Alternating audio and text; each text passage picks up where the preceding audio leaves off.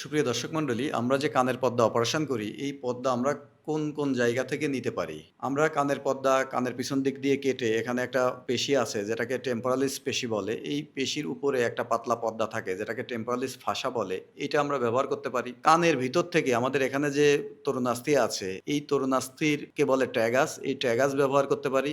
এই ট্র্যাগাসের উপরে এক ধরনের আবরণ থাকে যেটাকে পেরিকন্ডিয়াম বলে। এই পেরিকন্ডিয়াম ব্যবহার করতে পারি। অথবা আমাদের যে পিনা আছে বা কানের বাইরের অংশ আমরা যেটা দেখতে পারি, এখানে কনকা নামে একটা তরুণাস্থি আছে। এই কঙ্কাল কার্টিলেজ আমরা ব্যবহার করতে পারি। অথবা আমরা পেশেন্টের থাই থেকে এক ধরনের ফাসা লাটা নামে এক ধরনের আবরণ থাকে। এই ফাসা লাটা ব্যবহার করতে পারি। অথবা আমাদের ভেইন ব্যবহার করতে পারি যেটা এক ধরনের রক্তনালী। তবে আমি পার্সোনালি সবসময়ই প্রিফার করি ট্রেগাল কার্টিলেজ উইথ পেরিকন্ডিয়াম। এটাকে আমরা প্রিফার করি।